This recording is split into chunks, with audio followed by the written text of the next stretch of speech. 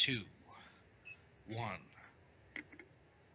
Fragments of Silicon is best served with digital salsa.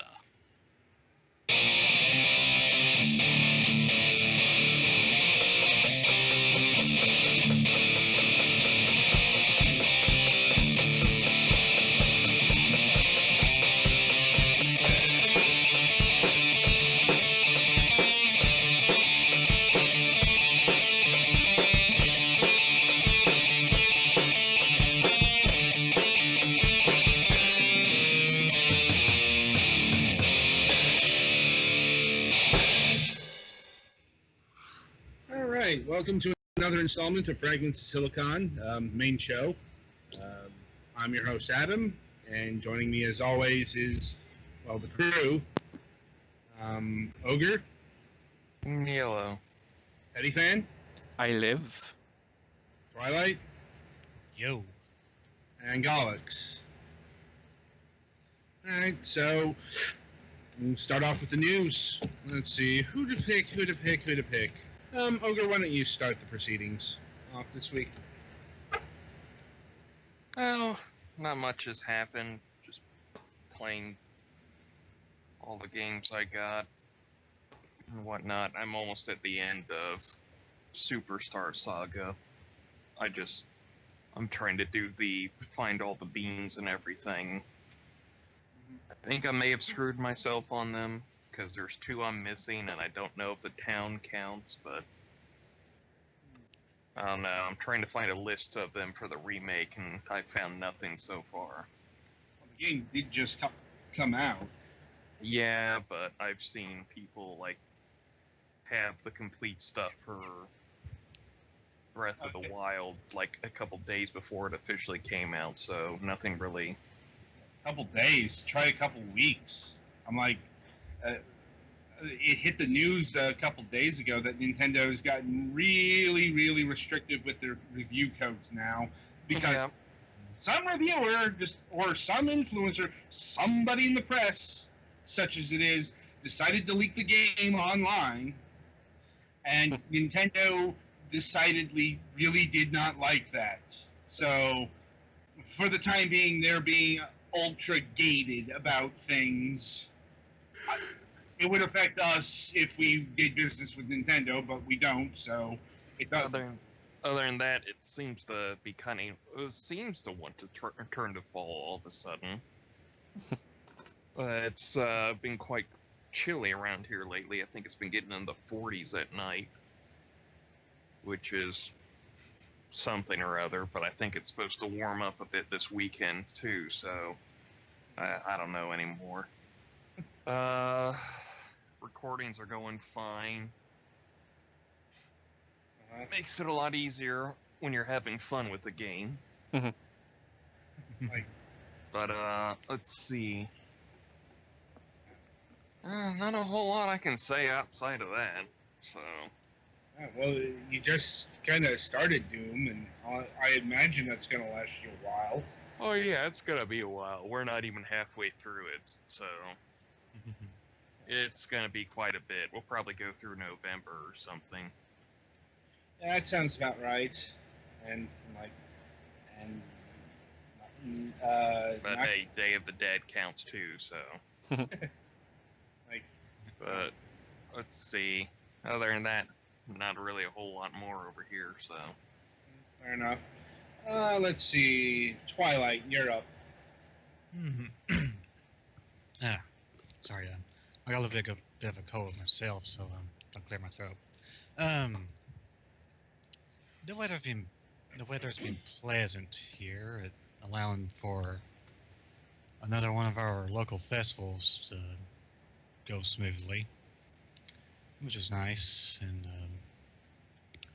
me and my uncle also took the opportunity to change the oil in mine and my mother's car while it was still pleasant. And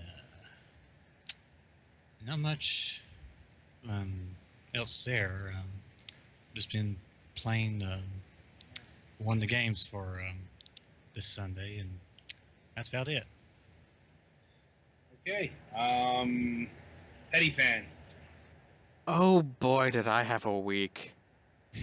So Friday before our multiplayer session, an old fan we had in the living room literally caught on fire. I guess because one of the caps burst in it or something, and it just literally caught on fire. Luckily, I knew where the fire extinguisher was and put it out before it could burn the house down. And then Saturday, we got wireless chargers for our phones because they were on sale and our phones can use that now, so. Eh. Oh, let's see. My glasses broke Monday morning, which that was fun. I'm just glad I don't drive, or else that would have been real interesting. Luckily, they were able to put a new temple on them, so I didn't have to pay $300 for a new pair of glasses. That's good. Yeah, guessing you don't have a Walmart or Target nearby. We do, but I have a special prescription. I can't just go buy a pair of glasses at Walmart. I was about to say, because like my last pair of glasses cost not 300. Yeah, me and my sister both have special prescriptions, so that would do it. Yep. Like, I mean, I used to pay that amount for glasses back in the 90s. Not so much these days. Glasses technology, it's advanced a lot. Yeah, it's like I get new glasses every 2 years, but if they break before the 2 years are up, the replacements are on me to get. And aside from that, yesterday in Final Fantasy XIV, we actually saw Enrage on the first part of the final fight. So that was fun. We're getting closer and closer to killing it. Okay, anything else? Nothing that I can think of. Alright, Alex, you're up. It's been a pretty quiet week around here. I've been continuing to play Digimon Links, but the free-to-play stuff is really starting to grind a bit. Mm-hmm. And it's kind of making me really wish I had like a Vita or something so I could actually play Cyber Sleuth. So I don't have the money currently, but I'm thinking about that more than usual. Have you thought about getting a PlayStation TV? I have, and then I've thought about that. Oh wait, I'd have to get a TV, and I'd still have to deal with the Vita memory cards. If you have a HDMI monitor, that'll work too. Don't have a spare one. Do you have a spare port?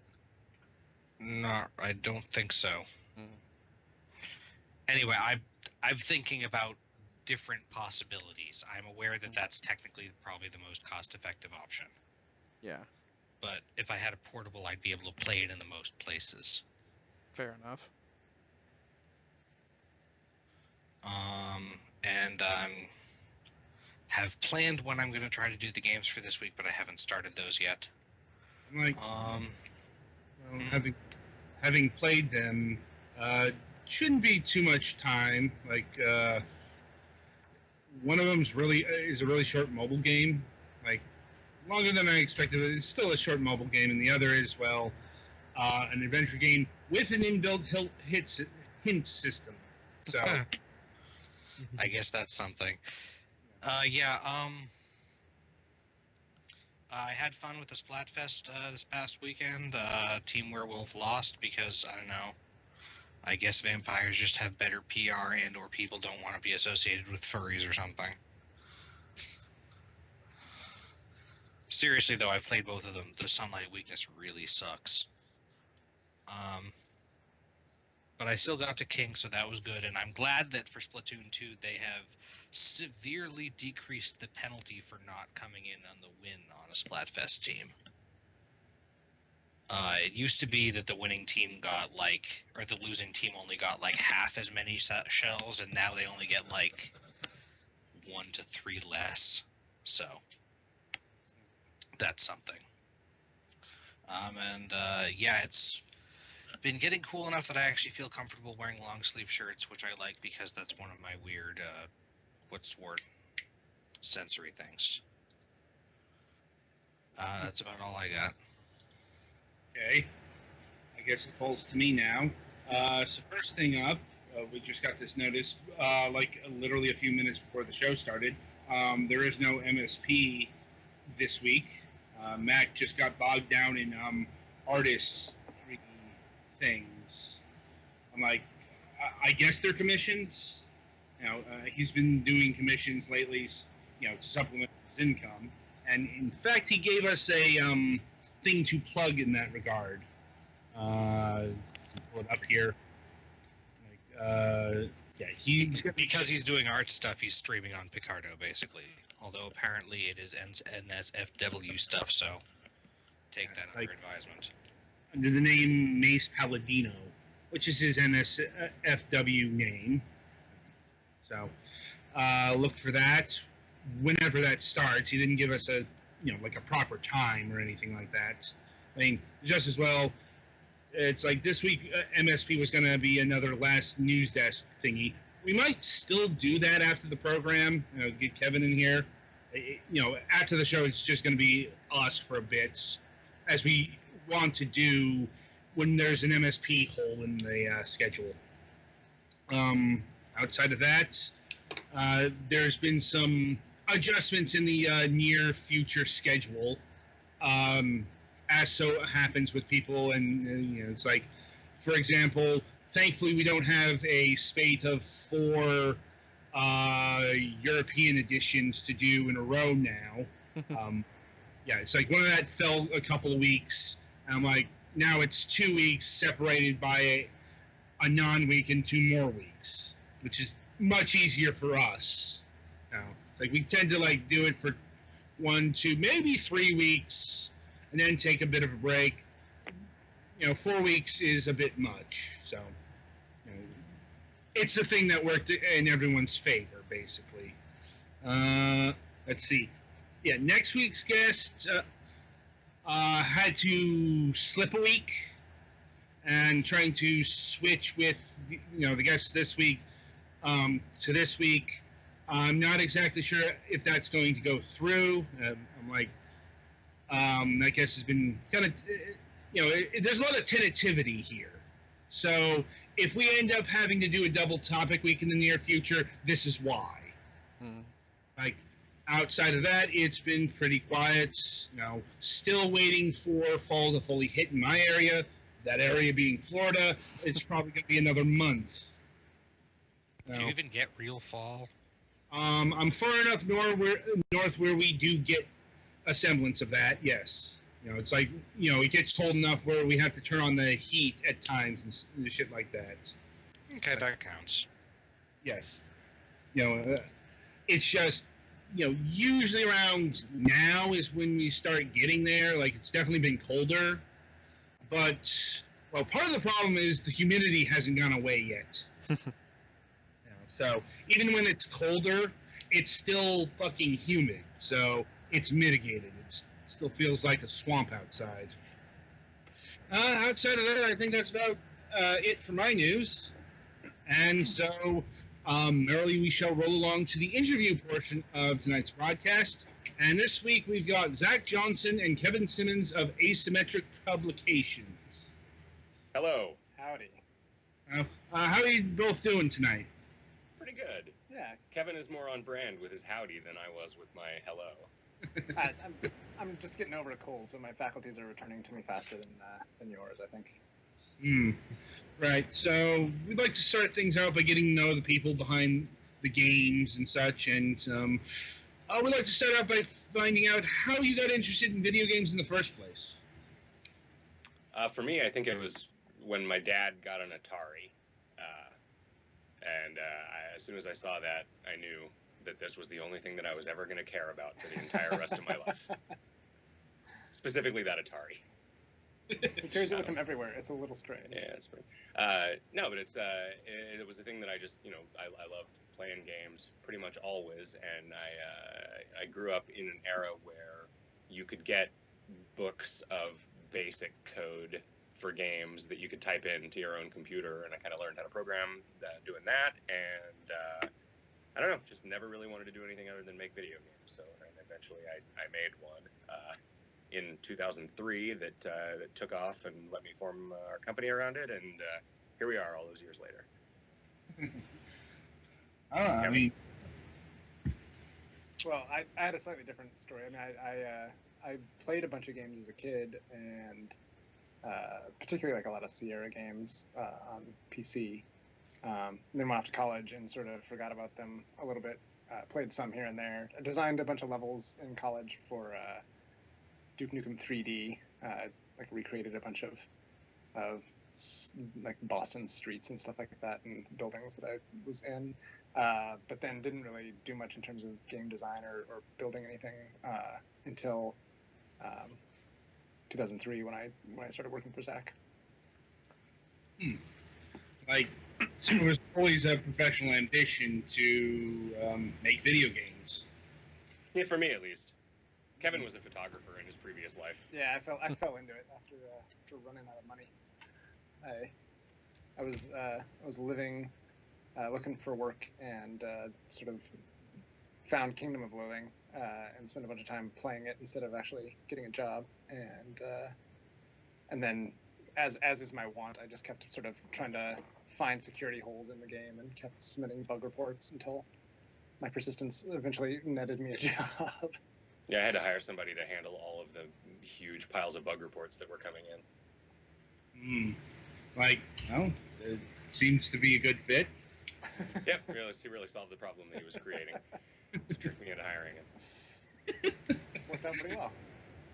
Yeah, we just released, which I guess you guys know, we just released West of Loathing, which is our first sort of more modern game, a couple months ago on Steam. And unlike Kingdom of Loathing, which was you just sort of played in a web browser and we were never allowed to be done working on it. West of Loathing, we just we spent a couple years on it and made a thing and sold it, and people seem to like it. Yeah, I was gonna say the notion that we're done with it is a thing that I think is going to be a couple years before we can say that, because we got DLC and we got ports and stuff to do. So it does keep sort of creating work, but it does have an end in sight eventually, I guess. Right. It has an end in sight compared to Kingdom of Loathing. Yeah, which is just going to go on forever. Heat Death of the Universe, it's still going. Exactly. I mean, it is an MMORPG that has persisted for, what, 13 years? Yeah, we predate World of Warcraft by we came out a few months. We came out a little bit before them.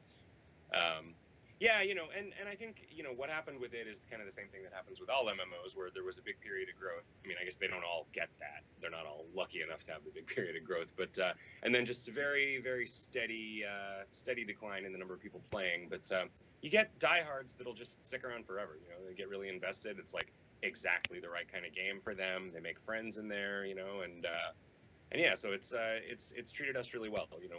We've continued to try to take care of people and make content for them regularly enough, and don't do exploitative things to try to squeeze more money out of people, and they trust us and they've kind of taken care of us, and it's been a really great thing to have in our back pocket. Like, it let us completely self-fund the new game, which was really good. Like, I feel like we wouldn't have been able to do it if we had a publisher telling us what to do, because the first thing a publisher would have said was, don't make this game. Make a different game instead.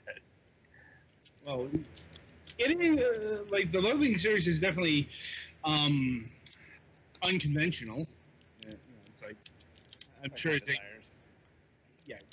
Well, it's like I'd be hard-pressed to think of another series that uses stick figures as effectively as you guys do.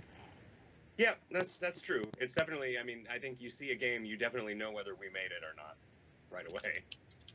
Now, it's like, especially going back to like 2003, like, this kind of art style would probably play well, say, if a major publisher was doing a mobile game or, a downloadable game.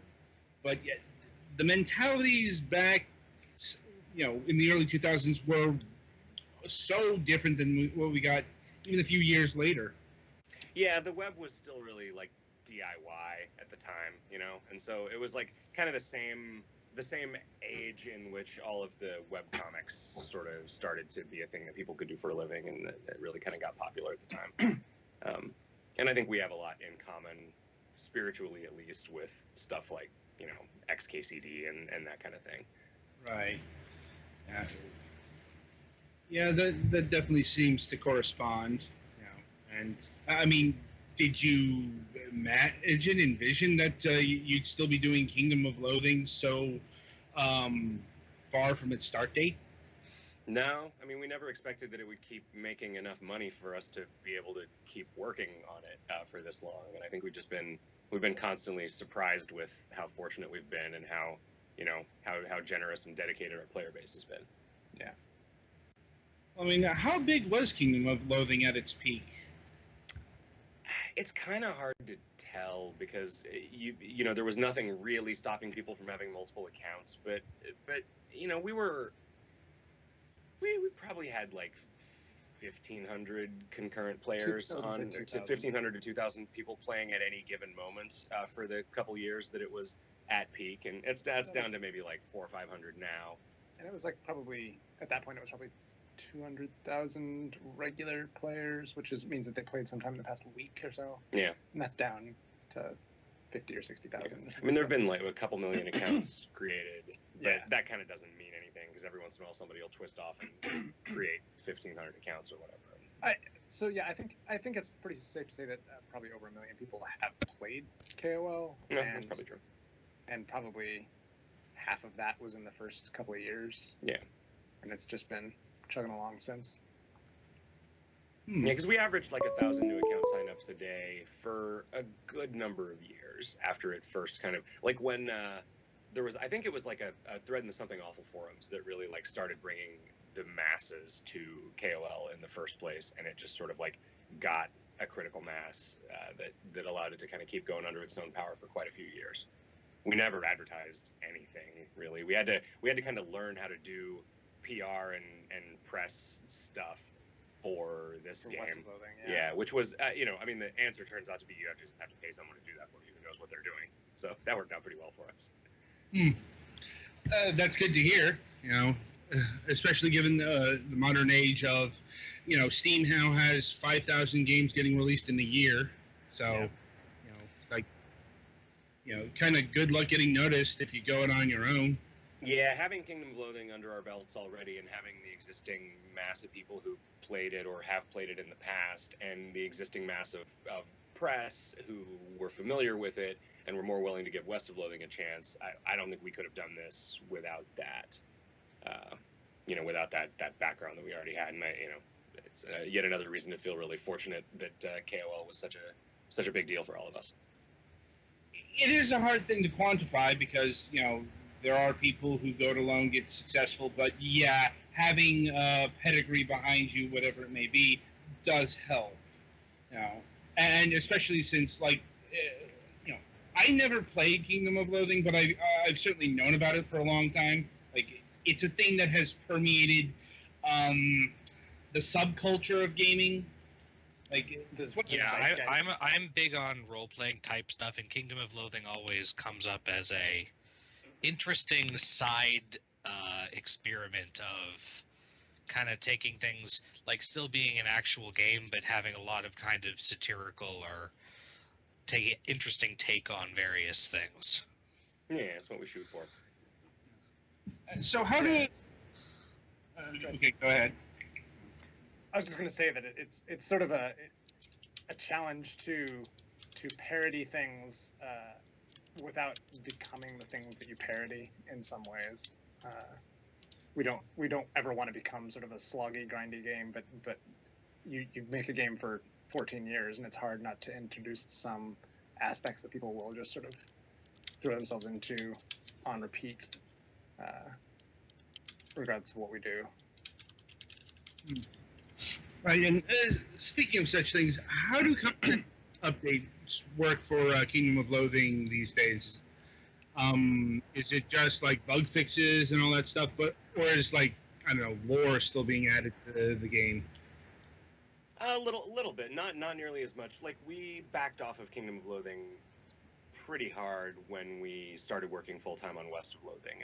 We still have to make the item of the month every month, which is like just the entirety of our revenue. So we add a bunch of stuff there, and we always do the donation items, the items that you actually buy, such that they create content even for the free-to-play players. So that's honestly probably the biggest source of new stuff. That and holidays. There's always like a big Christmas event that we do, and we try to keep a few like just kind of MMO style world events going a year. We also have these some years were called better than others. challenge pads, which is basically a new context to play the game through. So we'll like, one would be like heavy rains where the kingdom is just half underwater and a bunch of rain is falling and that impacts how the rest of the game plays. Or one is like sort of set in the Matrix where everything is not what it seems, and you fight a bunch of Agent Smiths that sort of try to get in your way. Or one was like one crazy random summer where every encounter that you had would have different sort of random modifiers on the monsters, and so sometimes they would be big and beefy, or sometimes they would be, you know, reversed side to side, or a different color, because this was normally black and white, but we added color for some of that stuff, and that would come with it some benefits or drawbacks to fighting them. We've gotten into, you know, there's enough like scheduled content additions that we have to do that's basically enough to keep people satisfied, I think. Like, nobody who's playing now, I think, really needs the pace of updates that we used to have, which is kind of nice for everybody, I think, to be a little bit more relaxed about it. We definitely, like, when we were updating things multiple times a week, we definitely got complaints that there was just too much new stuff for people to keep track of. So there's a balance there. Something new to think about every probably 2 weeks or 3 weeks is probably pretty solid. Huh. And like, how many people work at the Asymmetrical these days? So the West of Loathing team is 7, and of those 7, 4 of us are on KOL also. Like, a bit smaller than I was expecting, honestly. Yeah, it's a pretty lean team. We all have sort of several roles that we fill, I think. Yeah, So. that's standard for indie developers. Yeah. Now, shifting more towards West of Loathing. Okay, so the desire to make this game came out of, you know, wanting to do an offline game, but I suppose the question that most beckons is, why the Western genre? I'm getting real good at this canned answer.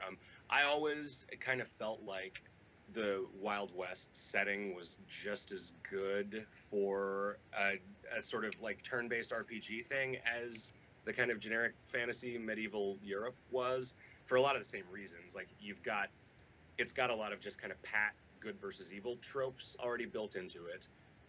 It's got an environment that is like naturally hostile and dangerous, and, you know, towns as the sort of bulwarks of civilization, but they themselves still being, you know, interesting and dangerous. It's got a level of technology that's like comprehensible enough that you don't need to explain to the player what stuff is the way that you would in a sci-fi game or a fantasy game that got too weird. And yeah, I never understood why there weren't more cowboy RPGs, and so I just decided, well, why don't we just make one so that there will be one more. Like, I can get behind that. I see it works well, and a lot of stuff logically it makes sense. Like, 2 men walk up to outside an empty corral at high noon, roll initiative. Yep. Yeah. Totally. I'm struggling to think of another cowboy-themed RPG. I mean, honestly, coming up with cowboy, you know, Wild West games in general is a bit of a blank slate. I mean, yeah, obviously there's Red Dead Redemption, but once you get past that, it's like not too many entries. Yeah, I mean, there's the Call of Juarez series. Call of War as Gunslinger was actually really good. I don't know if any of you guys ever played that. It was kind of it felt like sort of standalone DLC to another game, but it was like real. It was narrated, and as people like called the narrator out on his lies, like things would change in the world around you, which was really interesting. Is it one with a bunch of ghosts in it? I think so. Yeah. There was that Adult Swim game that came out like a couple years ago where you could shoot anybody. It was real nice pixel art Western. I forget what it was called. Westerado is what it was called. I've heard people say that the Wild Arms series is an RPG that takes place in a Western setting, although I have never played any of those because it's. I believe that also has giant robots of some description. Oh, okay. So it's like more of a cowboy bebop or Wildstar kind of space. Yeah, I think it's still Western flavored, but yeah, it's not like traditional cowboys. But Closer to I sci-fi. also like the blend of sci-fi and Western. I feel like that's pretty strong. And I mean, I think that the Western setting is as suitable as medieval Europe. You still need to add goblins and magic to it to make it like a video game, right? That's kind of, and I think that's where maybe it's the thing that's a little more unusual about the decision that we made is like, oh yeah, well, I mean, it's the Wild West, but like, of course, there are still wizards. I'm not gonna make a game without wizards in it. It makes for a nice blend. With food-based magic, then you get to do a lot of bean. Yeah, stuff. that's good. That's good. That was all they ate in the Wild West. That's if there's one thing I know, it's that.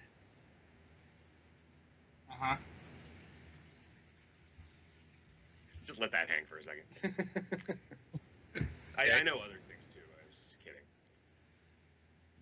Indeed. And when did you first come up with the concept here, or rather, how long have you been working on the game? So we basically spun everybody up full-time on it for almost exactly 2 years before it was released. There had been maybe 9 months to a year of kind of pre-production and concept work, and we did like a basic prototype to see if we were going to be able to get my art into a 3D diorama style setting, period. And that worked out okay. And it was, I don't know, I mean, probably for like a year before that, we were more or less convinced that we wanted to do a single player game in the Loathing universe. And then, so like a year of trying to figure out what it was going to be, a year of like, all right, we know it's going to be the Western, what's it going to be like? And then 2 years of actually building it. Yeah, and the first year of that was mostly building the first hour, which is the sort of tutorial / prologue. And then the last year was the whole rest of the game. Yeah. Like, is there a particular reason why the tutorial area took so long? Well, because every time we wanted to do anything, we had to like get that feature into the engine so that we could do it. And so, it took a long time. It took way longer to build the combat engine than it did to then make all the fights that took place in it. There was just a lot of iteration on how that kind of stuff worked, and trying to get it satisfying and figuring out how to move dudes around on the screen and stuff. Like we kind of had to build everything from the ground up, and so the first bit of content was just always going to be the hardest. And what was nice about it was that we were able to show it pretty early because the prologue is real comprehensible to people, and it's a good way to demo the game. And so we got a ton of playtest feedback on that, which led us to make some pretty significant decisions about how the game was going to work based on how people reacted to that stuff. Which then it's like, once we had a real solid idea of what the rest of it was going to look like, then it was time to just kind of nose to the grindstone and build the rest of the stuff out. And, we got better and better at working with the tools. The more time we spent with them, the tools themselves got better. The engine gained more and more cool features that became easier and easier for us to hook up to stuff. And Right. And, okay, so the most distinctive feature, I'd say, outside of the arts for the Loathing series is the sense of humor in the writing. Like, not just west of Loathing, but I remember people talking about Kingdom of Loathing and how funny it was. How did you develop that? It's a fairly unique style too. How did you develop all that? Yeah, I think in games at least. I mean, we're at least unique in the quantity of it that we cram into to our stuff. I mean, Kingdom of Loathing was basically only the writing. You know, it couldn't lean on graphics. The gameplay was fine. You know, it was basically an overcomplicated clicker game. But really, what it was about to us was the jokes. And so we always had, for KOL, for the first like 10 years, we had 3 writers. 2 of them, that was basically all they did. So we had a lot of practice just kind of getting the house style down. Like, we can look at stuff from those years and just not, like, there are some specific things that I definitely remember that I wrote, but like a lot of stuff we could look at it and none of us would know which one of us wrote it. Just because we got so practiced at just kind of writing in the style of the Loathing narrator. And so then me and one of those 2 guys did all the writing on West of Loathing. Riff did maybe like 80% and I did 20% of it, I'm guessing. Yeah, it's really him just kind of reaping the benefits of all the years of practice. Makes sense. And was there anything particularly hard about writing for West of Loathing as opposed to Kingdom of Loathing? I mean, it was a little bit challenging. Kingdom of Loathing is kind of all genres all at once, and there's a lot of really anachronistic stuff that happens in it. And West of Loathing was a little bit more constrained, just because, I mean, there's still some anachronistic stuff, but right. And it's definitely not written. It's not all written in the sort of like y'all darned howdy cowboy speech style, because we would have gotten sick of that in a real hurry. But no, I think it was actually a little easier just having constraints, and like we designed a lot more of this before we wrote it than we do with KOL. So it was like, well, the hard part was deciding what this was going to be. Now we just have to write, a funny conversation that achieves this gameplay purpose, or a funny way to describe this thing that we already knew what it was going to be, and that's stuff that just comes pretty easily to us. I get that. And in terms of design, is everything here pre-made, or is it procedurally generated? Everything is pre-made. There's a little. I mean, there are a handful of things. Like every time you get a bottle of sarsaparilla, it procedurally misspells the word sarsaparilla in the item title. So that like every once in a while we'll do it. Like, and a lot of that was just like, oh hey, could I have this engine feature where we can procedurally generate the names of items, because we might need that for some future game, right? Another reason that the first part of the game took so long to make is that we didn't need West of Loathing to do nearly as well as it did for it to have been justified for us to make it, because we were really thinking of it as an investment in an engine that we could use to make a bunch of games. And so we, even though West of Loathing has done great, it didn't really need to, because we have this extremely flexible engine. So we could do a lot more procedurally generated stuff if we wanted to, and I'm sure one day we will. But no, there's a lot of like randomly selected encounters from stuff, but the map is basically the same. There's a few things that you can only get to with a specific class, or a lot of encounters that you can only get to with a specific choice of horse in the prologue, or the partners that you take with you. But no, it's more or less 100% fixed content. There's a few places here and there where there's a cemetery where you pull out plots, and we didn't actually make 999 bespoke plots there. Yeah, that's true. That's although it's not generated on the fly. It was procedurally generated once and then dropped in as a fixed thing. Yeah, makes sense.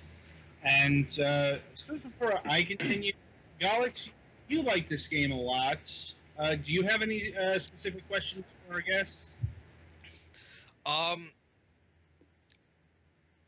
Was it? I mean, I guess you intended for people to play the game a lot of times, because I know, like, for me, I had a really hard time making some of the, like, basic choices in the tutorial area, like who to bring with, because, you feel bad for the goblin, but you also want to bring the other people to give them to give the old lady a purpose, or, stuff, and then the horses I was never quite exactly sure what to expect with.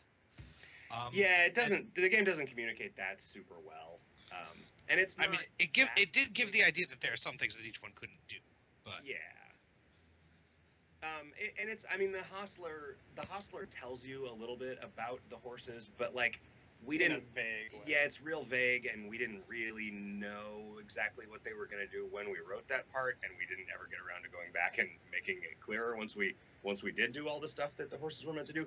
Yeah, I mean, I think the idea was, and this changed a little bit over time, but the idea was that you would probably want to play through once with each partner, and then in doing so, probably also do it once with each horse if you wanted to see all of that stuff. Although one of the horses was just kind of nothing.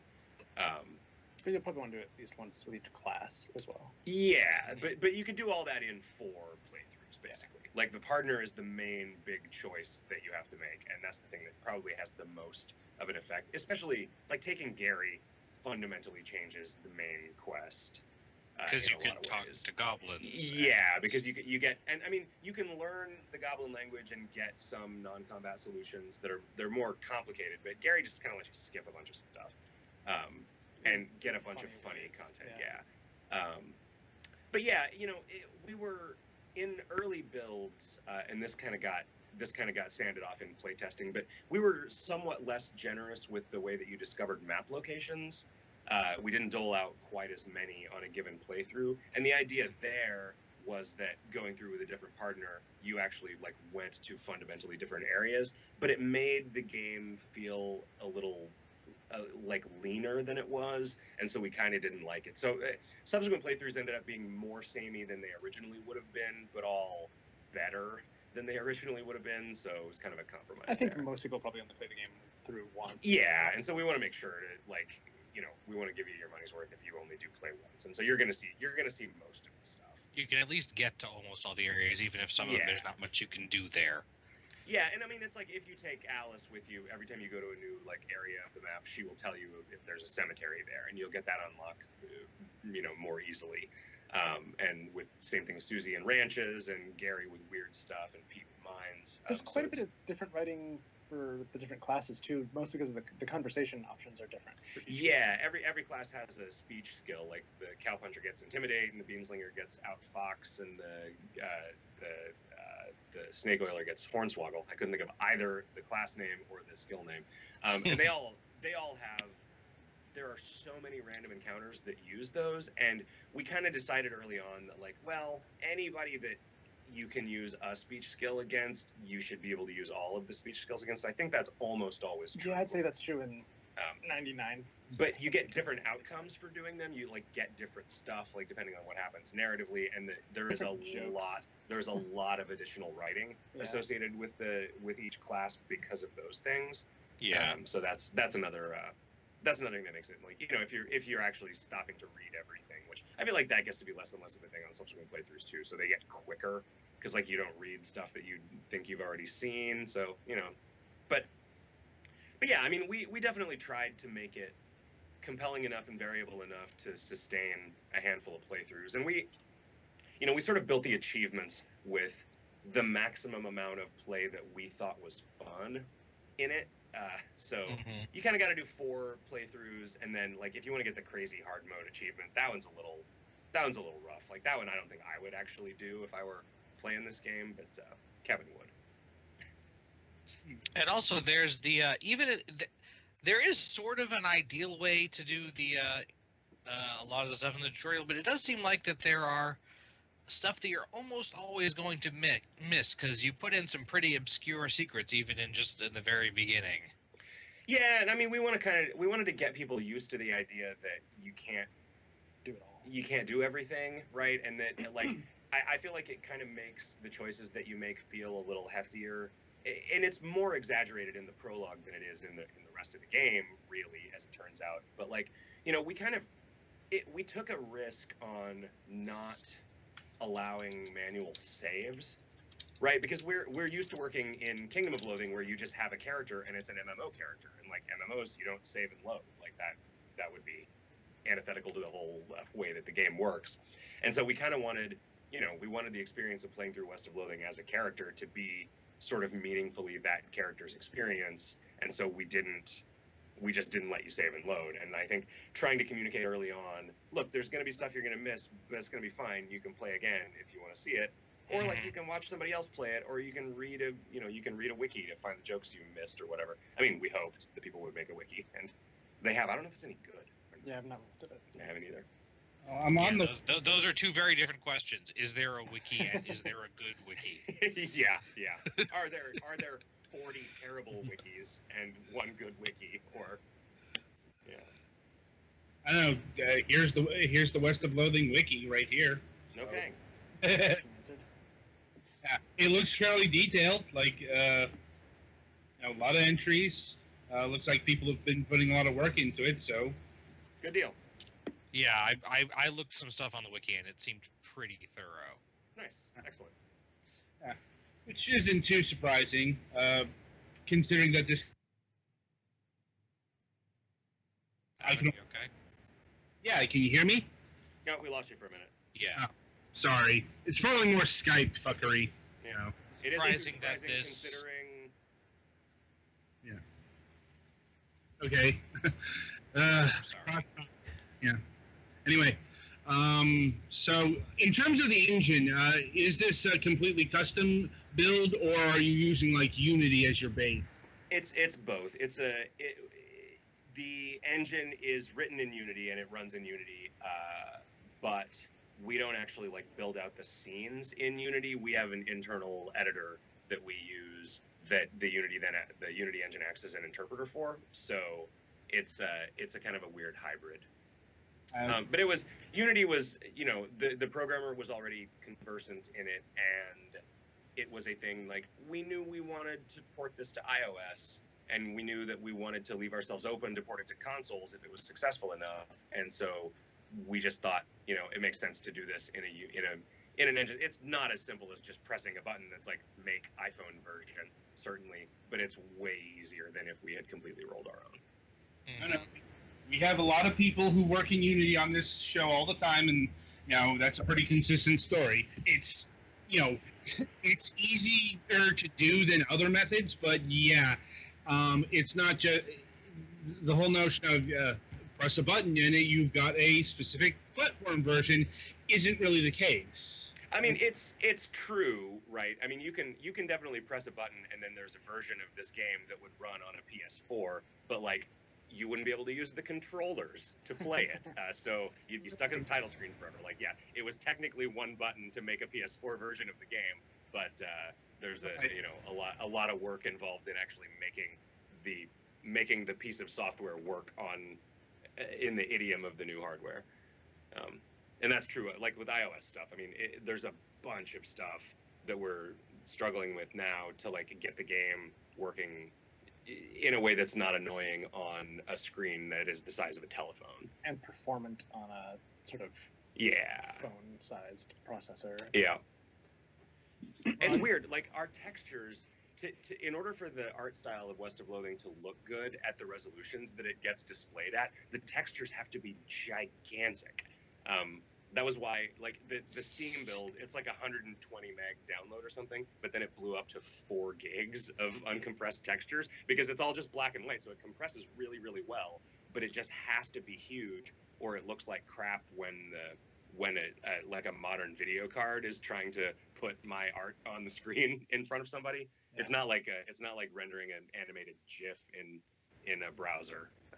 Because all the art is literally hand drawn and then scanned. Yeah.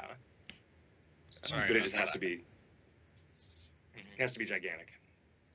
Sorry, I didn't mean to interrupt. I was going to say, funny how even really ultimately pretty simple line work looks terrible when you get lots of aliasing because you tried to make the file size too small.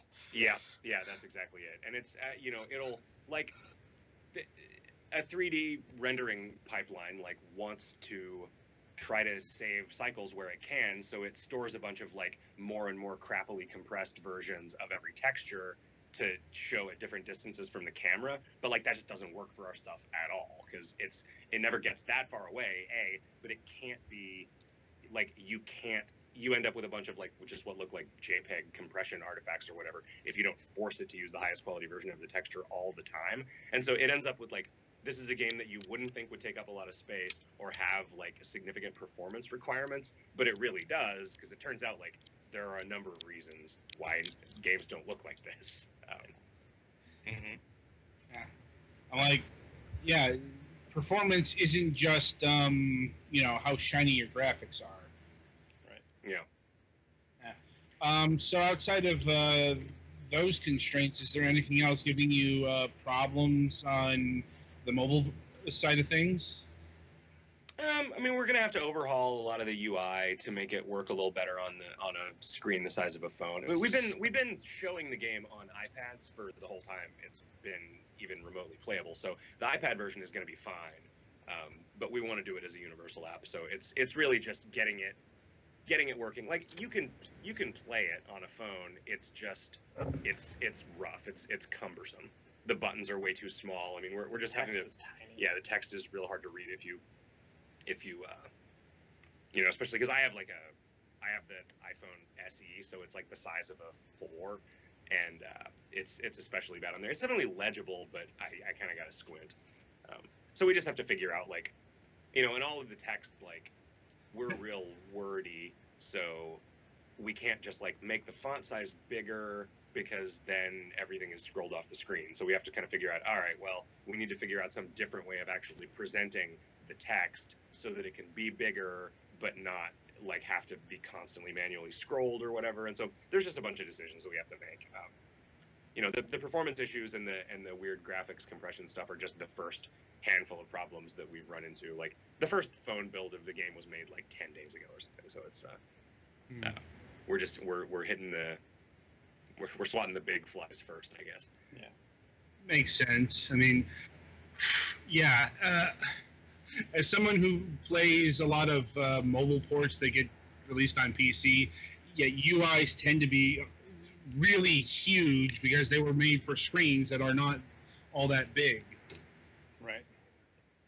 Yeah, and I mean, we're like, it is an RPG, so there's kind of a lot of UI. Like, we've streamlined a bunch of it over the course of development, but like, there's still like screens where there are like 40 things that you can click on, like when you go into your inventory or whatever. And so we have to figure out a way to make a version of that's going to work on the phone. And it's not like, we use pretty stock Unity UI system stuff, so it's not going to be that crazy. But it's just work we got to do. It's stuff beyond just hitting that button to export it to the right OS. Of course. And are you just doing an iOS version, or are you doing Android as well? Android we're going to have to look at eventually. Like, we're all sort of intimidated by the level of platform fragmentation. We've been talking to some other people that we know who've started doing Android ports, and I think it's on the horizon, but it's just, we're kicking it down the road a little ways. I think probably the thing after iOS is, and this is nothing like official yet, but like, we are definitely working on a Switch version of it to see if that's viable. And that's, we're all like 40-something nerds, so we're all pretty excited about the idea of something we made being on a Nintendo platform. So I think it would do pretty well on that. I hope so. Trying to get in there before the marketplace gets super, super crowded, I think would be advantageous to us too. But I think we're probably screwed in that regard. I think the gold rush there is already over. I couldn't speak to that. I mean, I've seen the gold rush is definitely there. Like, there's been a spate of indie devs who have definitely had like their most successful version be on the Switch. And in fact, one of which was on our show recently. Yeah, who was that? Frozen Byte. Has Been Heroes. Ever heard of it? No. No, I haven't played that at all. I've heard of Frozen Byte. They did some other stuff too, right? Yeah, they're the Trying people. Okay, yeah. Neat. Like, anyway, it's definitely burgeoning right now, but yeah, it's hard to say how long the window of opportunity is on the Switch.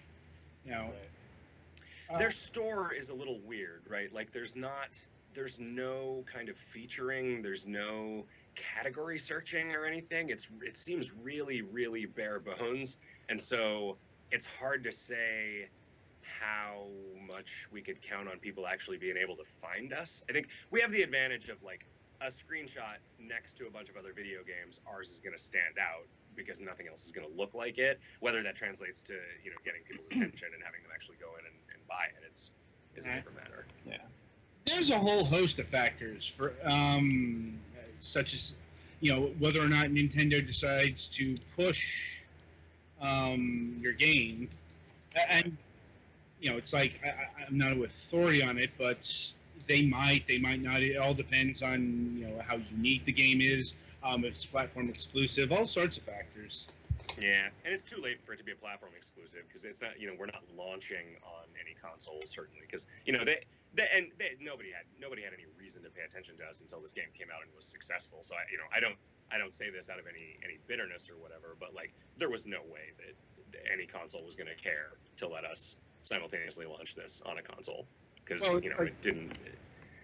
I mean, maybe if the exact right person had played the demo or whatever, then it could have been something. But yeah, so we're in a little bit of a different spot than we would be if we were launching and had some kind of exclusivity deal where it was in their best interest to do some marketing for it. So yeah, we have no idea.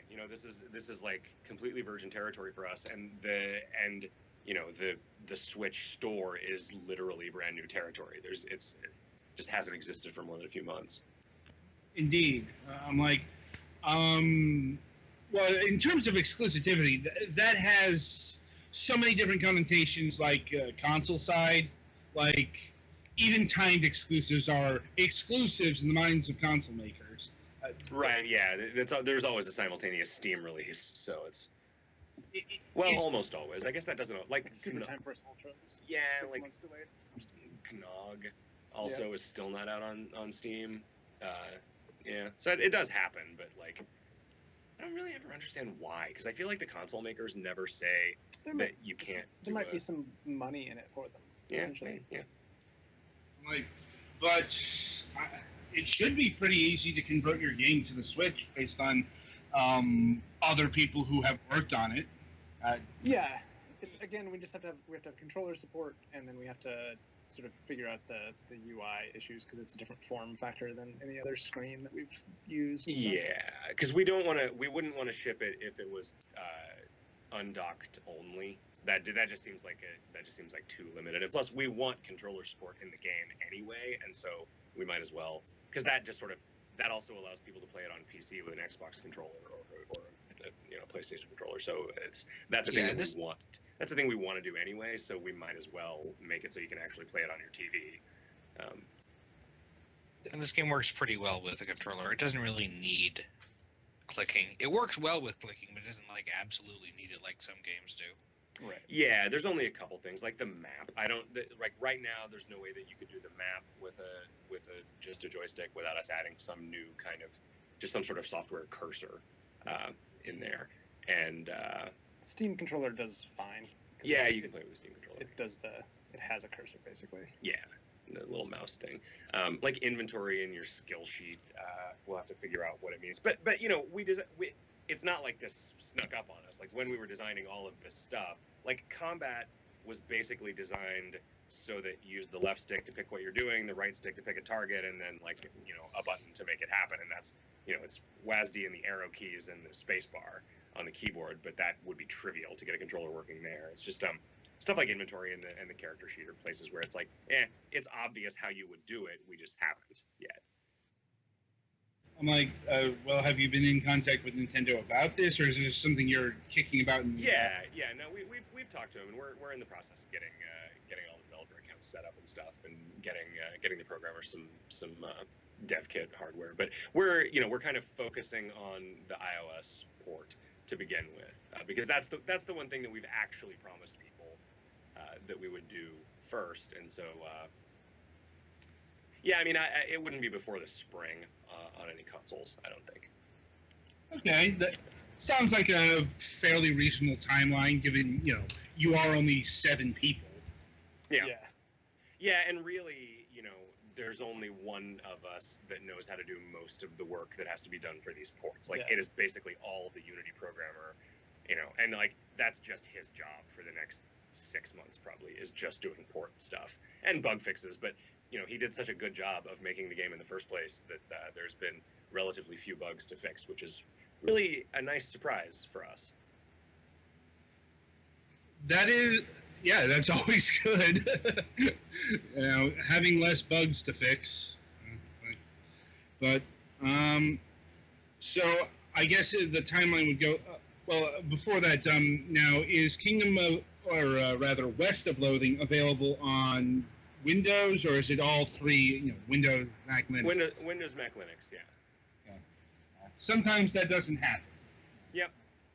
Yeah, and I mean, we were fortunate. We had some people, some local people here in San Francisco that like helped us out by loaning us some Linux hardware so that we could test some because there were some like really annoying issues with some pretty common Linux distros that we just would never have been able to diagnose if we hadn't like had people's help with it. So we got lucky, and we the way that the timing of the project worked out, there was a minute at the end there that the programmer could mostly focus on making the different. And we'd been basically half of the company uses Windows and half of the company uses Mac. So those builds always had to be working throughout the entire development process. But none of us use Linux. And so we just had to, it was, we were lucky that we had the time, and we were lucky that we had the support to be able to do it. And it seems to have been all right. We haven't had anybody we haven't had to like give anybody a refund because we just couldn't get it working for them on Linux. So that's nice. In terms of sheer numbers, I can see why companies don't put the resources into it, because Linux users, there's under 1% of our sales have gone to Linux, and like 7%, maybe 6 or 7% have gone to Mac. So I can see why companies would just focus on making it work on Windows. But it makes me sad, because I was a Mac only gamer for years and years. So. I understand the sentiments. I mean, like Linux users, they're very passionate.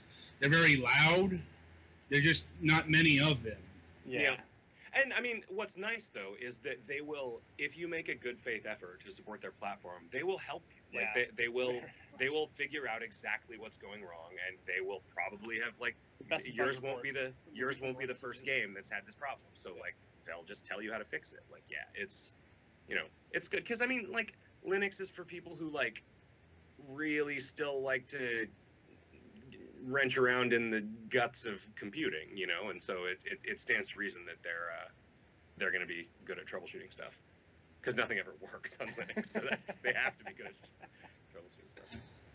Right, shifting back to the mobile version, have you given any consideration on how you're going to sell it on iOS?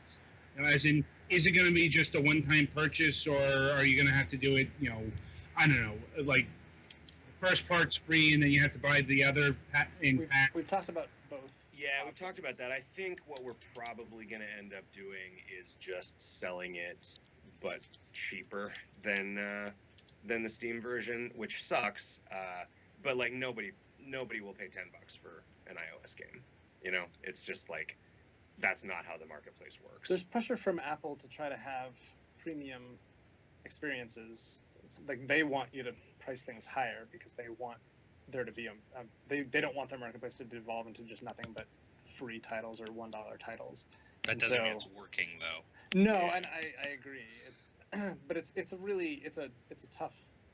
a tough call. Thimbleweed Park went through the same thing, because I mean they are a $20 PC game, and their iOS port came out, and I think they ended up charging $5 for it, which that sucks. But it was the only the reality of it was that or nothing. It was that or make no money. So I guess they could also theoretically like break the game up into chapters, which is something that some things do on mobile, but some games can't get away with that.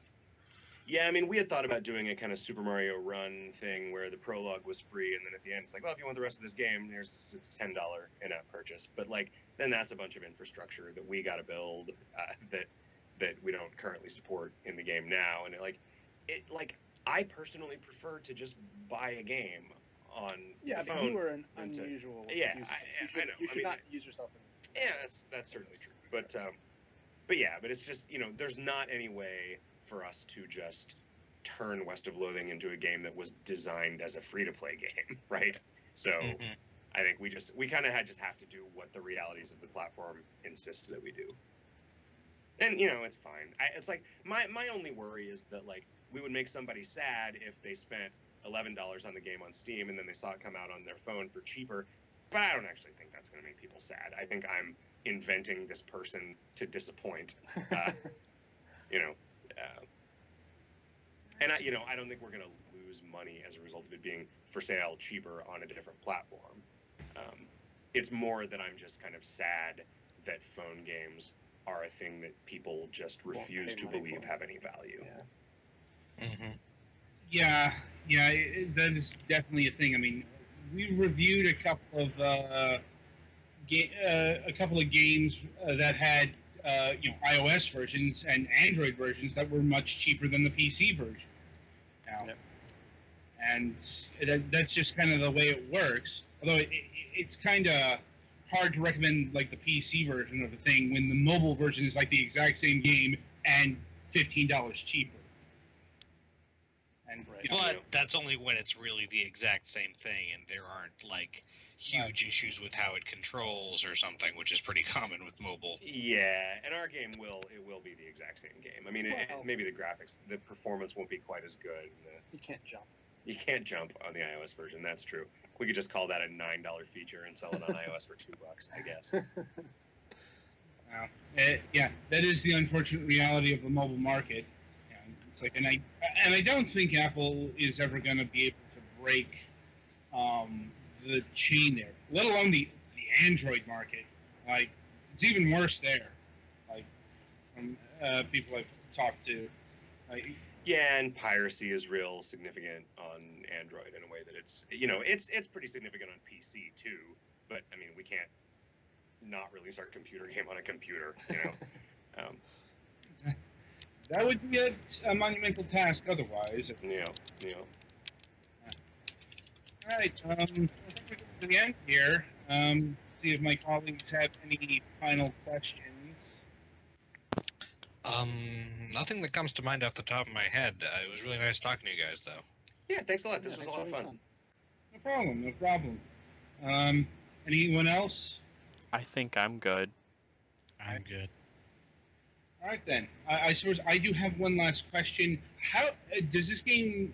Both are loathing games, and I'm wondering, is it just like the art style and like the style of games that tie these things together, or are there like connections between the two of them?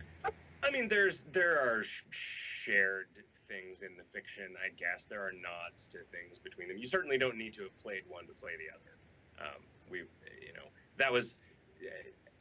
Making sure people didn't feel like they had to play KOL for this game to make sense to them was a big part of our PR strategy. And we tried very hard to make it not alienating. But yeah, I mean, it's mostly just the brand is united by the art style and the writing style, and that's kind of that's just sort of what a loathing game is, and I think we'll continue to be. We'll change up gameplay probably. Maybe not like super significantly, but like there'll be new stuff. But I think as long as it's stick figures and dumb jokes, it's a loathing game. Coming next year, Outer Loathing, the space FPS, stick figures, and meat as currency. Yeah. Yep. Oh yeah, meat as currency is another core thing to it. Yeah, that's forgot that. All right. Well, it was great having you on the program. The game is West of Loathing. It's currently available now on PC, Mac, and Linux for $11. Do you have a time frame for the iOS version? Before the end of the year is what we're shooting for. Yeah. Okay, and that'll be $5. And coming in. Yeah, maybe it'll be $5. I don't know. I mean, that was what Thimbleweed Park ended up doing. We haven't really finalized what we're going to do about it yet, but that's probably about right. Duly noted. And it looks like coming spring 2018-ish are Nintendo Switch and beyond that, PlayStation 4, Xbox One, I guess. Maybe. I mean, well, once we see how the Switch stuff goes, and that won't be any time before spring 2018, certainly. But yeah, after that, I mean, we've talked to some people at Sony, so there's no reason that we wouldn't try it unless it's just unless the Switch one ends up just being a fiasco for some reason we're not anticipating, and we decide to give up consoles forever. But yeah, that'll all be next year, I imagine. Okay. So Petty Fang, play us to the next segment.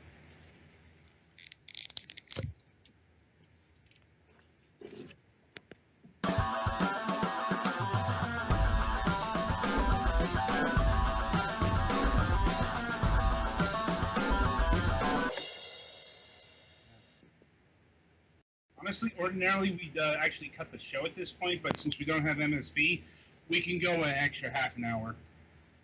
So. Yeah. Mm-hmm. Because also we started a little bit late. We did. So, well, with that in mind, this week's topic of discussion, the disappearing digital landscape.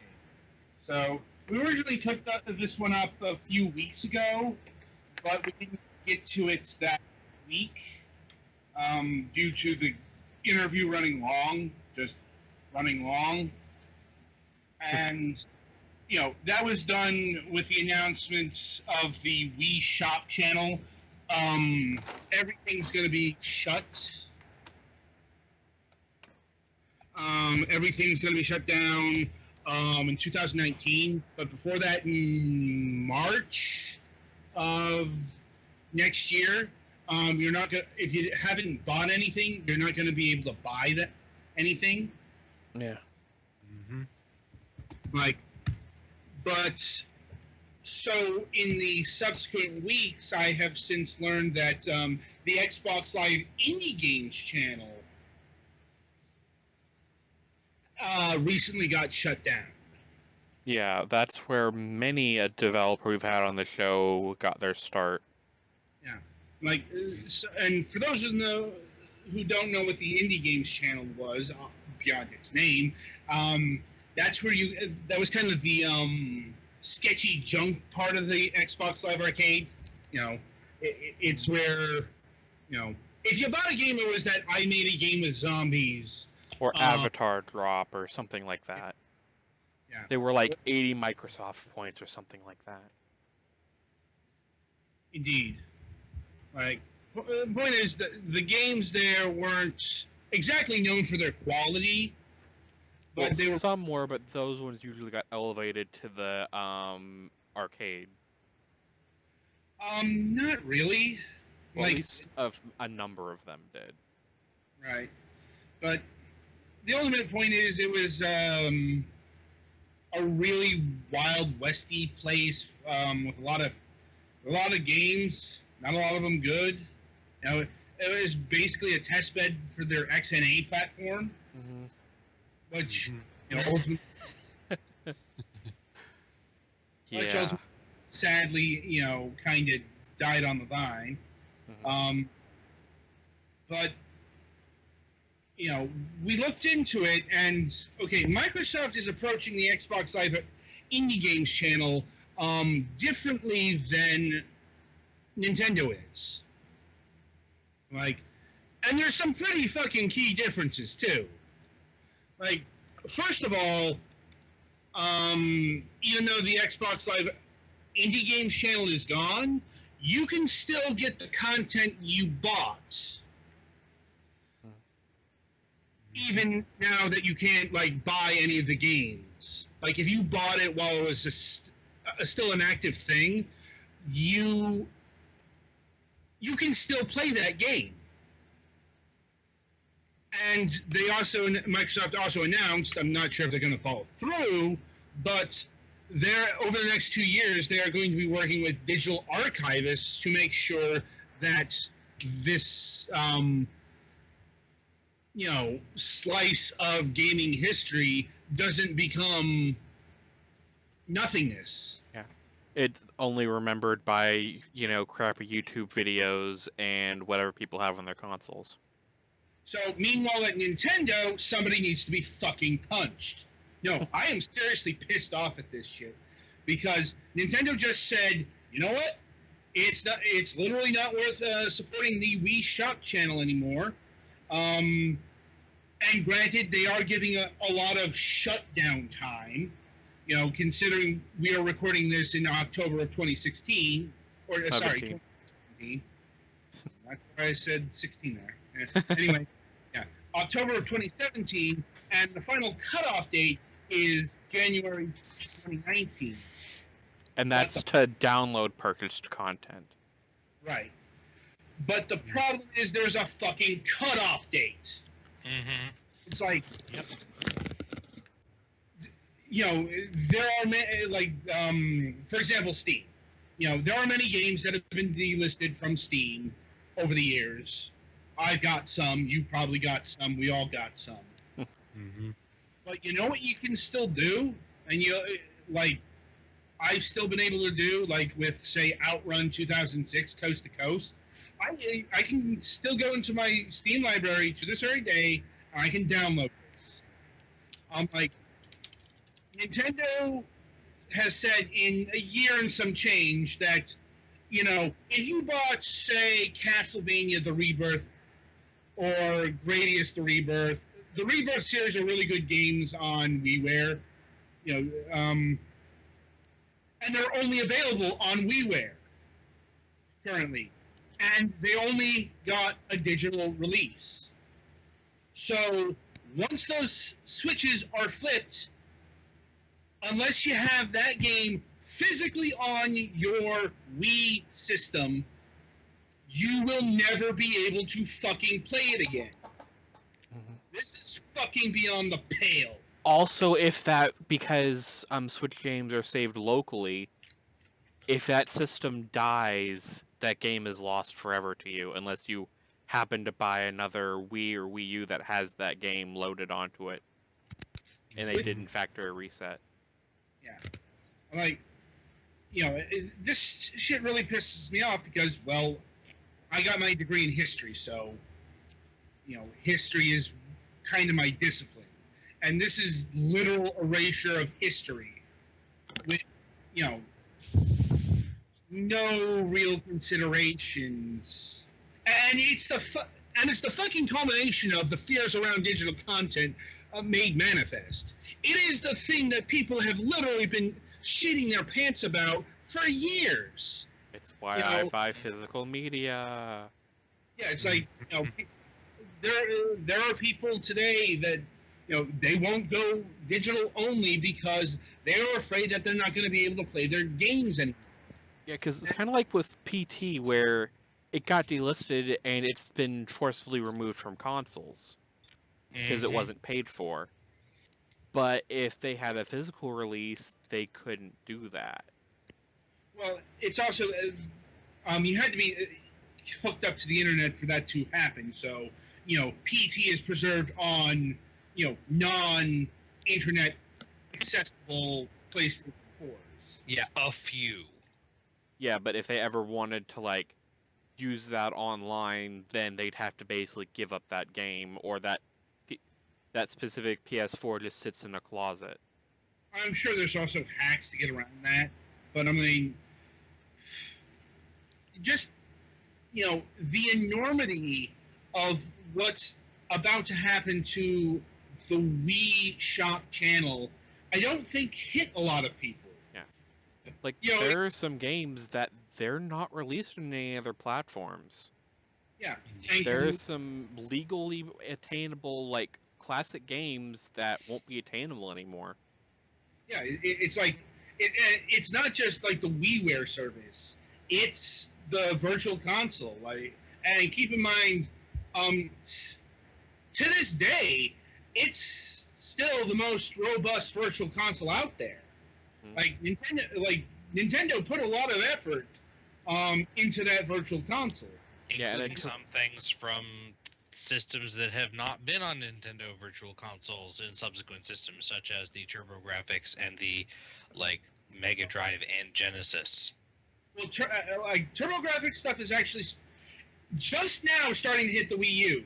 Like, literally, this year, we've been seeing TurboGrafx 16 content. Mm-hmm. That's Like- why I'm interested to see what they're going to do with the Switch.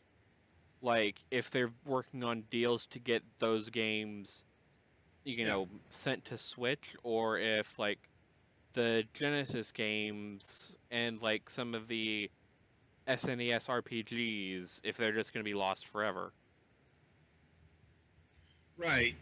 And seriously, like there's a lot of good stuff on the Wii Virtual Console that you can't get anywhere else. See Like, the Rebirth series. Well, it's like also, and I'm talking about Virtual Console, like Rondo of Blood. Yeah. It's the only Virtual Console service you can purchase this currently. I'm like, once this gets shut down, once you can't add points, the only other way you're going to be able to get this legally is if you hunt down the PlayStation Portable remake. And I believe that only got a physical release.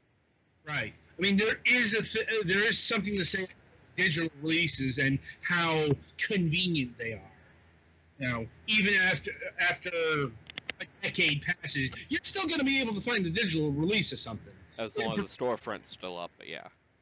Or it's still up. Yeah. It's like, as long as it's still active in the library, it doesn't matter how much time passes. And I'm imagining that there will be efforts to preserve the Wii online store, because another piece of Nintendo digital history, let's say, is about to vanish. The Miiverse. Mm-hmm. Which is kind of sad, but also very understandable.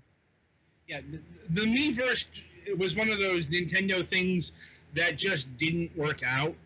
It was Nintendo's answer to Twitter and Facebook.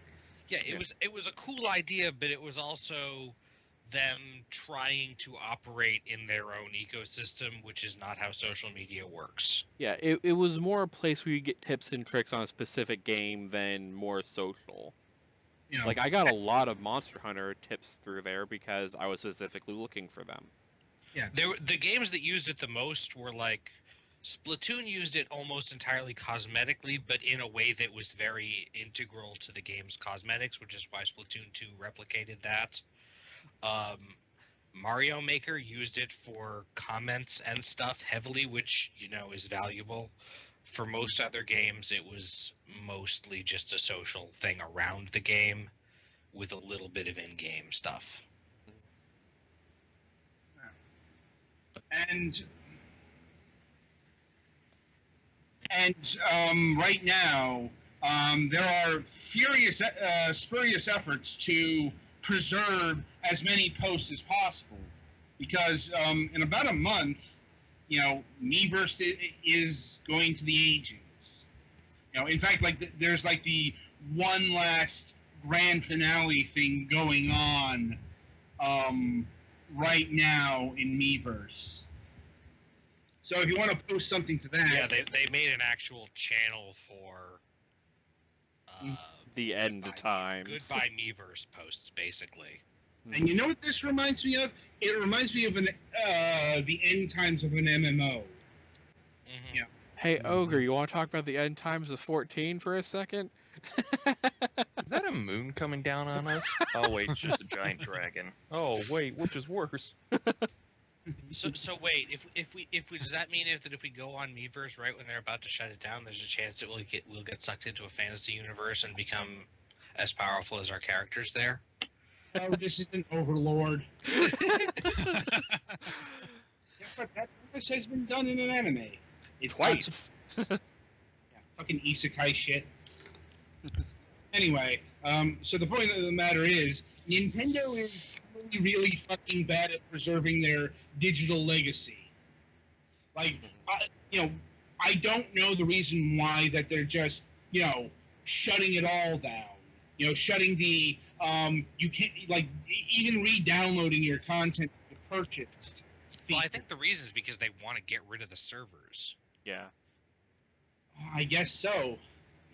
But it's still, I imagine, the Nintendo self-published stuff on eShop is probably already, at Nintendo headquarters saved, but like No, third I party don't think stuff. it's a good idea, but I think ultimately they want to abandon the literal physical resources they're using to keep them.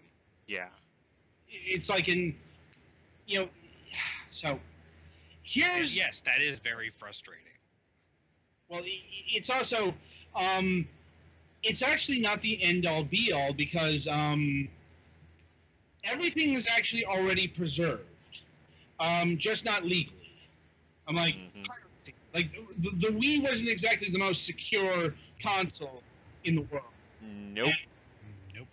It's like, and guess what? All of these games still exist as pirated WADs, and they will continue to exist as pirated WADs even after Nintendo's done. Like that may be the only way you can play art-style Cubello or something like that, Mhm. or Excite Bike World Rally. Just a couple of examples of games Nintendo published on WiiWare. Weren't many. Like those might get Switch ports because they're Nintendo self-published, but Well, yeah, nothing really holding them back. I mean, a game I really want to see preserved or re-released is Yumi and the Cubes, because that happens to be the final release of one Kenji Eno. I'm like, he's the subject of another one of these. Rest assured, really interesting character. Sadly, died a few years ago. Like, but definitely one of the most unique voices in the video game industry ever. Like, there's some of the shit he did is amazing. But once again, and unfortunately, like this game was his final creation, and it's only available on WiiWare. So once again, once the shutoff happens, you can't get it legally unless you have it, and you have it on your Nintendo Wii. And there's another problem. The Nintendo Wii isn't exactly the most sterling thing for preservation. Like, because the Wii has a very, very small internal memory size. Mm-hmm.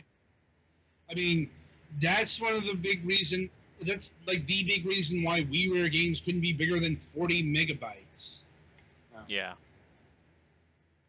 So you could still use SD cards. But if you don't get a good quality one, there's a chance that could corrupt in time. Yeah. So there's not a lot, like, it really frustrates me that it's like, and piracy is probably going to be the best solution for preservation, but this is kind of the state of the industry, and that's why I really hope Microsoft is genuine in their efforts to preserve the Xbox Live Indie Games channel. That's the kind of mentality, because it's not going to stop here with the Wii Shop channel. Xbox Live Arcade, PlayStation 3, PlayStation Network. What happens? PSP, PSN. Yeah. Wii U stuff. How long does that last? Yeah, I guess of note for the PSP in Europe and some other places, that's already been shut down. It's like, it's not so much what, the problem is of a digital future, because the PC is a different beast, okay? Like, you don't see vanishments like this on the PC, usually. Unless they're, like, really, really trash games that no one cares about on Steam. Like that one developer that had, like, 150 games removed. And even then, if you bought that, it still exists. It's like, maybe one day Steam will collapse. Who's to say? But here's the thing: if Steam collapses, that doesn't necessarily mean all the games there disappear. Because there are other storefronts. It's not just one ecosystem. That's a big part of the problem here. Everything's disappearing because Nintendo says so. Everything's disappearing because Microsoft says so. And so on and so forth. If Valve tomorrow said, no more Steam, I guess the biggest problem would be the things that are not only using Steam, but Steam Works. For Yeah. like the multiplayer or whatever. Right. Yeah, I think they've said that they intend to release DRM cracks when they shut down, but that's Right. worth all that verbal agreement is worth the paper it's written on. Right. And it's like the big problem with PC games is always online stuff. Be it MMORPGs. I mean, there's a ton of them from like the early 2000s that you just can't play anymore. I mean, a favorite subject that we like to bring up is the game Darkspore, a game you literally can't play anymore because EA scrubbed it. Yep. And again, it's like Twilight can check the audio. Mystic Fenrina says might be a problem. All right. Are we still coming through? That's Uh, why. Yeah, we're coming through just fine. Okay. Okay. All right. Just Yeah. wanted to check because that we've had that happen before. Right. Yeah. Getting back on track here, and the biggest market where this mentality is prevalent is the mobile market. And that's just like intrinsic to its design, because games have to be updated constantly on mobile. Like, because mobile OSs are updated fairly constantly. And a whole new version comes out and breaks games. Yeah. This happened several times in the past. Yeah, like I posted a thing in the group Skype about a game called Jelly Car, which Uh-huh. with the new version of iOS, it's literally unplayable unless you don't update your phone, because they've killed support for 32-bit apps, and it's been delisted from the App Store. Right. It sounds like a thing that is. It's only for 64-bit apps now. Yeah. So any older apps that haven't been updated are now useless if you have a new iPhone. Or rather, if you can use the new version of iOS. Yeah, and it's not helped because the mentality flows that way. Now, it's like PC gaming's probably the most legacy-minded of the groupings, and mobile, it's ultra-disposable. Yeah, I'm getting a new phone every year. Why do I care if my old games don't work? Yeah, and it's also, it's not like you actually pay for them, and or you paid $1, so there's no value attachment to the games. You think there'd be, considering like the DLC and all the money that's actually spent in them, but that's not how it works. Yeah. It's more connected to what you paid for the base versus you bought some energy. Mhm. Yeah. Oh, you spent $30 in energy over the course of that game. Oh, that's cool. Yeah, maybe if you're buying cosmetic stuff, there's a sense of attachment or whatever. But if it's just things to combat the grind, no, and that's all by design. Mhm. I'm like, and I'm not sure if there's a real answer for preserving mobile stuff. I'm like, I guess, do the whole disconnect thing, maybe. Like, I don't know.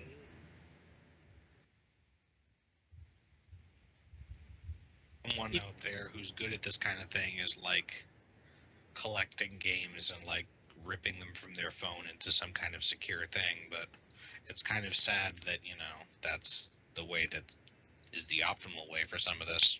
And some of these games, there's no way of knowing they're going to be delisted. Mm-hmm. Like, you could there is a app for my phone I recently got that lets me change the themes because they are normally locked. And I went to go download it on my mom's, and it was no longer on the Google Play Store because it apparently violated their terms of service thing. So I had to wait for them to relist in order to get that app to change the theme on my mom's phone. Yeah, that's a bitch. Mm-hmm. Yeah. Especially because the only way I could have transferred the app from my phone to my mom's would have been to erase her phone entirely and put my Google account on it. Which would be kind of redundant. Certainly wouldn't be that helpful. Yeah. Indeed. So I think that's about it for this subject at this point in time. We'll probably revisit it probably the next time we have Steven on the program. Steven will have fun with this one. Well, it's Yeah. like we usually when we have Night Dive on the program, invariably we head to digital preservation because that's kind of their business. Mm-hmm. Mm-hmm. Anyway, that's about it for this installment of Fragments of Silicon. As mentioned at the top of the show, we have no MSP, so we'll probably be doing an extended post show. It's going to be the stream of conscience, whatever that it usually is. Yeah, Because, I might play a game, I might not, I don't know yet. it's like, but we usually don't like ending, right after the show. But there are no time pressures here, so. Like I said, I might ping Kevin to see if he's up for joining us because he still needs a seasoning. Mm-hmm. Salt Anyway. and pepper. Those are seasonings. Anyway, so the week ahead, I don't know if you want to announce the guest for next week yet, or if I go. I'll go first just so I can get ready for music. Next week we should be having on MSP JP of Egotastic, I think it's Studios. There's somebody Mac mentioned because they talk a lot about the Orville, so basically it's going to be Mac and him talking about Orville for about an hour, so Not that there's anything wrong with that. yeah. I've never watched it, so they can have Me fun. neither, but I have questions. I watched the Orville. It's just, good God, Matt. He does this. He particularly likes it, which can be annoying to people who only kind of like it. Yeah, I'm like, we've encountered games now, haven't we? It's like, I think there's still a deep hate for Xenoblade. Something Tales of the Abyss isn't a good game. Something. Well, the Tales of series, it's like, I mean, those are kind of passed because, well, reasons, but it's he's got the Orville in his sights, and yeah, he won't shut up about it. Like, send help. There's a reason why we don't record the MSP pre-show. Good God. Like, anyway, on that note, coming up on Fragments of Silicon, the Sunday reviews we have planned this week are for the Inner World, The Last Wind Monk, the latest from Studio Fizbin. If you'll recall, we interviewed them about a month ago, I think. A measure of time. It's been a measure of time, and now their game is out, or will be released tomorrow. I keep forgetting that this is actually a pre-release build I've been playing. I don't think it's going to turn into like a regular version. Like, I didn't see any, beta version attached to it. And anyway, it is an adventure game. It's a classic point-and-click adventure game. We reviewed the first game about 6 months ago. And we'll have the full details as much as possible on Sunday. There's something in particular I want to talk about, and that's the hint game system. Because there's an angle here that I really want to talk about, and that's adventure game logic. See, the fascinating thing about this hint system is It's the actual insight into the logic. It actually spells out how the puzzles are constructed. It tells you why it makes sense to Right. throw a bridle on a snake. Yeah. It tells you, like the way that, like, more on this on Sunday, but it tells you in incremental hints how to do a puzzle before, telling you the solution. This is an old adventure game trick. They used to sell hint books about it back in the day. But I find this fascinating because it actually, I can see the actual logic that they use to come up with the puzzles. So more on that on Sunday. And also we've got a game called The Great Wobo Hunt. I really hate that name. I'm like, But it's just so precious.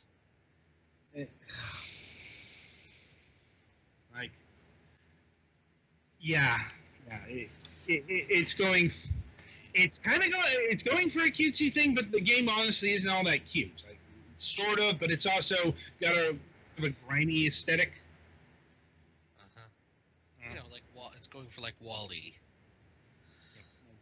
I don't know. Okay.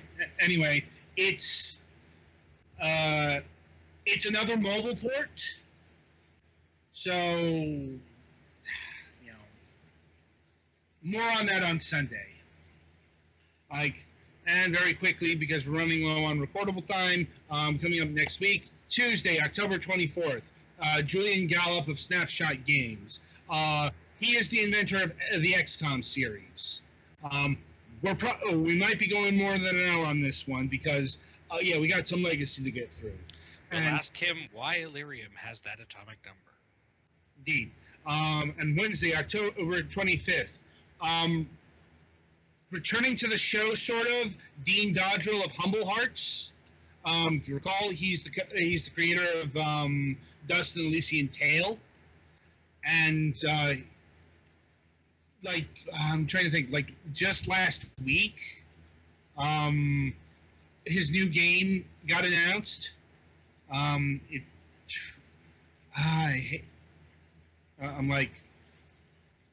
Give me a moment here. I have to look up the name now. Here we go. Never Stop Sneaking. It's a Metal Gear Solid inspired Switch game. Like I said, this still might fall through because we've had some schedule juggling. So if it doesn't happen, most likely a double topic week, or we'll make Wolfenstein go an hour and a half, whatever. So until next week, I wish you good gaming.